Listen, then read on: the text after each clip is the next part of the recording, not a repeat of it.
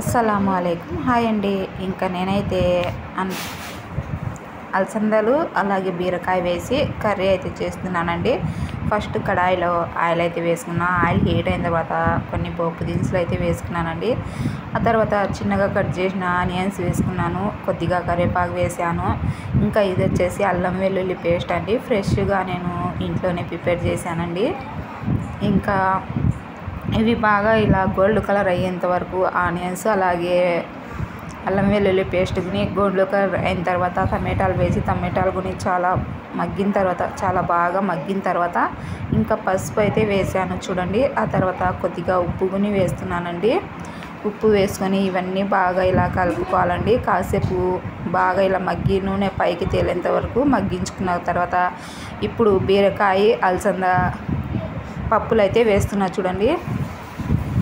ఇంకా ఇవి వేసుకొని బాగా ఈ మసాలాలో బాగా కలుపుకోవాలండి.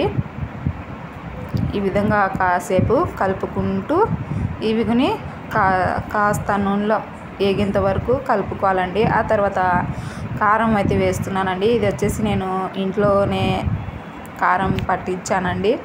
ఇంకా అందుకని కొద్దిగా చూసి కారము మీ కారానికి పట్టించి కారం అయితే వేసుకోండి. కొద్దిగా ధనియాల పౌడర్ వేసుకొని ఇంకా మూత పెట్టేసి కాసేపు మగ్గనివ్వాలండి.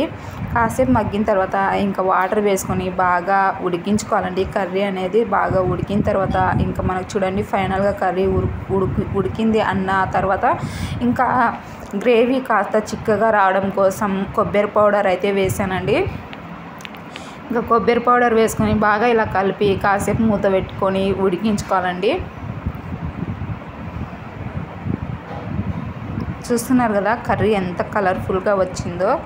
ఎమ్మీగా చాలా బాగుంటుందండి. జొన్న రొట్టె కానీ చపాతి కానీ రైస్లో కానీ సూపర్గా ఉంటుంది. రాగి సంగట్లోకి అయితే ఇంకా అదుర్స్ అనుకోండి. ఇంకా ఫైనల్గా కొద్దిగా కొత్తిమీరని వేసుకొని ఇంకా కలుపుకొని ఇంకా స్టవ్ ఆఫ్ చేసుకుంటే ఎమ్మీ బీరకాయ అలసంద కర్రీ రెడీ అండి. వీడియో నచ్చితే తప్పకుండా లైక్ చేయండి, షేర్ చేయండి, సబ్స్క్రైబ్ చేసుకోండి, ఫాలో అవ్వండి, మీ ఫ్యామిలీ ఫ్రెండ్స్తో షేర్ చేసుకోండి. కర్రీ ఎలా ఉందో కామెంట్ చేసేయండి.